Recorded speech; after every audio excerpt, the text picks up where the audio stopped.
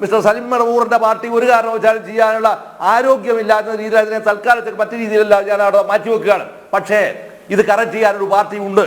ആ പാർട്ടി ആരാ? CPI എന്നും പറഞ്ഞോ. പക്ഷേ ഇതിന്റെ ഇപ്പൊ ഇടക്കാലത്തിന്റെ ഞാൻ മനസ്സിലാക്കുന്ന ഒരു ആഡ് ഞാൻ കണ്ടു.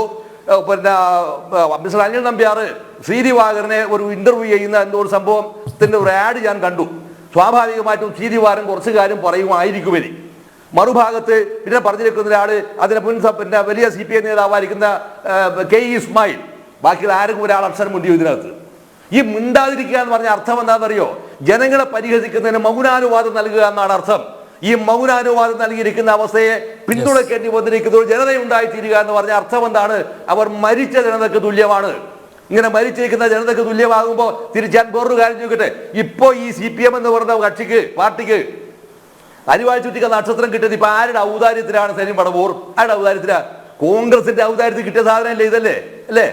രാജസ്ഥാനിലെ സിച്ചാറിൽ നിന്ന് കിട്ടിയില്ലായിരുന്നുവെങ്കിൽ നിങ്ങൾ എന്തായിരുന്നു ചെയ്യുമായിരുന്നത്? എന്താ ചെയ്യുക? അപ്പുറത്ത് കിട്ടിയിരിക്കുന്ന ആരാ? DMKയുടെ ഔദാര്യത്തിൽ കിട്ടിയ സാധനമാണ്. തമിഴ്നാട്ടിൽ 2 എണ്ണം തീർന്നില്ലേ? സംഭവ അഭ്യാസം തീർന്നില്ലേ? പിന്നെ ഇവിടെ കിട്ടിയത് എങ്ങനെയാ? നിർഭാഗ്യവശാൽ കോൺഗ്രസിന്റെ അകത്തുള്ള പിന്നെ തർക്കം കാരണമാണ് വാസ്തവത്തിൽ ആലത്തൂർ ആരെ കയ്യിലേക്ക് പോയെന്നറിയോ? ഈ മാന്യൻ ബഹുമാന്യനായിരിക്കുന്ന രാധാകൃഷ്ണനും ഈ ട്രെൻഡിൽ അടിച്ചു തെറിക്കേണ്ടതാണ്. അവിടെ സ്വാഭാവികമായും തെറിക്കേണ്ടതാണ്. അത് തെറിക്കാതെ പോയിരിക്കുന്നതിനാൽ പിന്നീട് അത് ഒരുപക്ഷെ സ്വാധീനിച്ചിട്ടുണ്ടാകുക. ആലത്തൂരിൽ മത്സരിച്ചിട്ടുള്ള പിന്നെ BJPയുടെ സ്ഥാനാർത്ഥി ഒരു പ്രൊഫസർ, ഒരു ടീച്ചർ, ആ ടീച്ചർ പിടിച്ചിരിക്കുന്ന വോട്ട് പലപ്പോഴും എന്തായിട്ടാവാന്ന് പറഞ്ഞാൽ ഒരുപക്ഷെ പിന്നെ ആലത്തൂരിലെ പിന്നെ രമ്യ ഹരിദാസ് ആ പെൺകുട്ടിയുടെ പരാജയത്തിൽ ഒരുപക്ഷെ ആക്കം കൂട്ടിയിട്ടുണ്ടാവാം. മറ്റല്ല നിങ്ങളുടെ മഹത്വമോ സംഘടനാപരമായിരിക്കുന്ന മെഷറിയുടെ മികവോ കൊണ്ടോ ജയിച്ചതല്ല വാസ്തവത്തിൽ അവിടെയും. ഓരോ ഘട്ടത്തിലും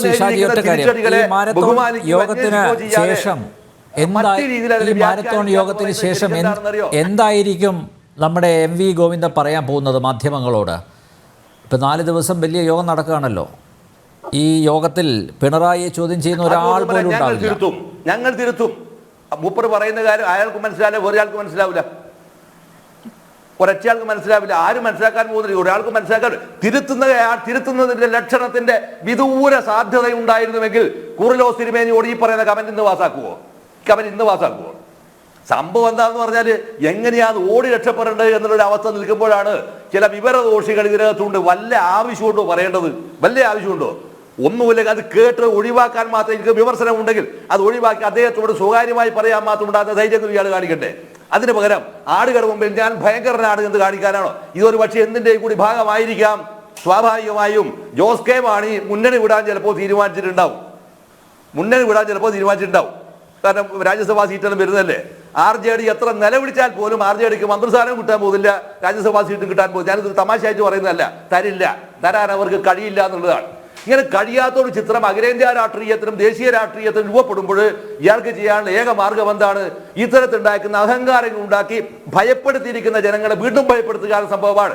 ഇനി ഒന്ന് നിങ്ങൾ ആലോചിച്ചോ, ഈ കേരളത്തിലെ ജനതയും പ്രത്യേകിച്ച് കേരളത്തിലെ മതന്യൂനപക്ഷ ജനവിഭാഗങ്ങളും ഇനി ഭയപ്പെടാൻ തീരുമാനിച്ചിട്ടില്ല എന്ന മുന്നറിയിപ്പാണ് സഖാവേ ഈ തെരഞ്ഞെടുപ്പ് നിങ്ങൾക്ക് തന്നത്. അത് തിരിച്ചറിയാനുള്ള സാമാന്യ ബുദ്ധി ഉണ്ട് എങ്കിൽ നിങ്ങൾക്ക് എന്ത് ചെയ്യാം? നിങ്ങൾക്ക് മുന്നണിക്കകത്തുള്ള ഘടകകക്ഷി എന്ന നിലയിൽ നിങ്ങളും സ്വാഭാവികമായ സമരത്തിന് ഇറങ്ങണം. അല്ലെങ്കിൽ ജനാധിപത്യത്തിനായുള്ള അവകാശ സമരത്തിനകത്ത് പങ്കാളിയാവാൻ ശ്രമിക്കണം. ഇല്ലാത്ത പക്ഷം നേരത്തെ പിന്നെ BJPയുടെ വക്കീൽ പറഞ്ഞിരിക്കുന്ന ഒരു വലിയ അപകടം സത്യത്തിൽ ഞാനങ്ങനെ വലിയ അപകടം എന്താന്ന് പറഞ്ഞാൽ കേരളം സമ്പൂർണ്ണമായും BJPയുടെ കയ്യിലേക്ക് പോവാണ് കേട്ടോ. നിലവിലുള്ള ചിത്രം അതാണ്. ഈ ചിത്രം അതായത് കണ്ണൂർ ജില്ലയിൽ കണ്ണൂർ കോൺസ്റ്റിറ്റ്യുവൻസിക്കകത്ത് BJPക്ക് ഇപ്രാവശ്യം ഉണ്ടാക്കുന്ന വോട്ടിന്റെ വർധനവ് എത്രയാണെന്ന് പറയുക? എത്രയാണെന്ന് അറിയുക? 1.5 ലക്ഷം വോട്ടാണ് പിടിച്ചത്. 1.5 ലക്ഷം വോട്ട്. ഇയാൾ വോട്ട് ചെയ്തിരിക്കുന്ന ബൂത്തിനകത്ത് ഉണ്ടാക്കുന്ന വർധനവ് എത്രയാണെന്ന് അറിയുക? 140 വോട്ടാ വർദ്ധിച്ച്. അറിയോ നിങ്ങള്? അത് എവിടെയാണെന്ന് അറിയുക? ഇയാളെ വീടിരിക്കുന്ന സ്ഥലത്തായി വർദ്ധിച്ച്. ഞാൻ താമസിക്കുന്ന വീടിന് പാണ്ഡ്യാലമുക്ക്, ആ പാണ്ഡ്യാലമുക്കിന്റെ ചുറ്റുവട്ടത്തുണ്ടായിരിക്കുന്ന BJP പെട്ടിരിക്കുന്ന പ്രവർത്തകരുടെ എണ്ണം എത്രയാണെന്ന് നിങ്ങളിപ്പോൾ വേറെ ആരുടെ സ്വകാര്യം അന്വേഷിച്ച് നോക്കിയാൽ മതി. എന്താ നിങ്ങൾക്ക് മനസ്സിലാവും.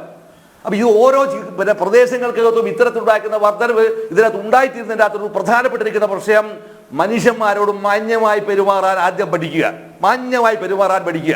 ഈ മാന്യമായി പെരുമാറി അമാന്യമായി പെരുമാറി കീഴ്പ്പെടുത്തി കളയാമെന്ന് പറഞ്ഞാൽ ഒരാളും കീഴ്പ്പെടില്ല സഖാവേ, ആരും കീഴ്പ്പെടില്ല. കാരണം മനുഷ്യൻ എന്താ പറഞ്ഞാൽ മനുഷ്യന് പിന്നെ പ്രൊട്ടസ്റ്റ് ചെയ്തേ പറ്റൂ, റെസിസ്റ്റ് ചെയ്തേ പറ്റൂ. അത് മനുഷ്യ സഹജമായ വികാരമാണ്. ഈ വികാരത്തിന് പകരം ഞങ്ങളെല്ലാവരും നിങ്ങൾ ഈ പറയുന്ന തമ്പ്രാന്റെ മുമ്പിൽ ഓച്ചാനിക്കണമെന്ന് പറയുമ്പോൾ അത് വളരെ വളരെ അത് അനുവദിക്കില്ല എന്നുള്ളതാണ്. ഇയാൾ ഉപയോഗിക്കുന്ന ഭാഷ, ഇയാളുടെ രീതി, ഇയാളുടെ പെരുമാറ്റം നിങ്ങളൊന്ന് ആലോചിക്കുക. മൈക്കൊന്ന് ഇടങ്ങാറായി പോയി കഴിഞ്ഞാൽ അപ്പോ ഇയാളുടെ സ്വഭാവം അങ്ങ് മാറുകയാണ്. ഒരു പ്രസംഗം നന്നായി എന്ന് അയാൾ ബോറാക്കി പറഞ്ഞു തന്നാ പെൺകുട്ടി, അത് വേറെ വിഷയം. പക്ഷേ എങ്കിൽ പോലും അമ്മാര് കമന്റ് ഇവിടെ വേണ്ട. ഇയാൾ ആര് പോയേ ഇങ്ങനെ സംസാരിക്കാൻ? ഇയാൾ ആര് പോയേ? ഒരു മന്ത്രിസഭക്കകത്ത് ഒരു മുഖ്യമന്ത്രി എന്ന് പറഞ്ഞാൽ ആരാണ് വാസ്തവത്തിൽ? അയാൾക്ക് ഒരു പ്രോജക്റ്റ് അവതരിപ്പിക്കണമെങ്കിൽ അയാൾ ക്യാബിനറ്റിനകത്ത് അയാൾ വെക്കുന്ന ഒരു പ്രപ്പോസലാണത്. ആ പ്രപ്പോസലിന് മറ്റ് മന്ത്രിമാരുടെ പിൻബലവും കൂടി ഉണ്ടാകുമ്പോൾ മാത്രമാണ് അതെന്തായി തീരുക എന്നറിയോ? ജനാധിപത്യപരമായി ഒരു തീരുമാനം. ഇതിനകത്ത് മുഴുവൻ മന്ത്രിമാരും പറയുന്നത് എന്താണ്? ഒറ്റ വാക്കേ പറയൂ, മുഖ്യമന്ത്രിയുമായി ബന്ധപ്പെട്ട് മുഖ്യമന്ത്രിയുമായി ആലോചിച്ചിട്ട് ഞങ്ങൾ തീരുമാനിക്കും. ഇയാൾ ആര് ബ്രഹ്മാവോ? ഒരു മന്ത്രിക്കില്ലാതിരിക്കുന്ന ഒരു അധികാരവും ആർക്കില്ല? മുഖ്യമന്ത്രിക്കില്ല. ഭരണഘടനാപരമായും ഇല്ല എന്ന വസ്തുത ഭരണഘടനാപരമായി നിൽക്കെ ഇതെല്ലാം ഇയാളോട് ചോദിച്ചാൽ മാത്രമേ ഇത് സാഹചര്യം ബൾബാൻ പറ്റൂ എന്ന് പറഞ്ഞാൽ എന്താ ന്യായെന്ന? ഇത്രമാത്രം ജനാധിപത്യ വിരുദ്ധമായി തിരഞ്ഞെടുക്കപ്പെട്ടിരിക്കുന്ന സംവിധാനത്തെ മാറ്റി തീർക്കുമ്പോൾ ഇതിൽ കിട്ടാനിരിക്കുന്ന കൂലി എന്നത് മനോഹരമായി ഏറ്റുവാങ്ങുക എന്നതാണ്. അതിൽ ഏറ്റവും ജനാധിപത്യപരമായിരിക്കുന്ന സൗന്ദര്യം അതാണ് അതിന്റെ മാന്യതയും അതിന്റെ മര്യാദയും. അതുകൊണ്ട് ഇനിയും കൂടുതൽ വഷളാവാതിരിക്കാനുള്ള ഏറ്റവും നല്ല മാർഗം എന്താണെന്നറിയോ? ജനങ്ങളോട് മാന്യമായി പെരുമാറാൻ പഠിക്കുക എന്നാണ്. പക്ഷെ നിങ്ങൾ അതൊരിക്കലും ചെയ്യില്ല, അത് സാധ്യമല്ല. ഇനിയെങ്കിലും യാഥാർത്ഥ്യങ്ങൾ പറയുന്നവരെ കൂടുതൽ ശ്രമിക്കാനുള്ള സഹിഷ്ണുത കാണിക്കണം. പിണറായി വിജയന്റെ ശൈലി നിങ്ങളും ഏറ്റെടുക്കരുത് എന്ന് മാത്രമേ പറയാനുള്ളൂ.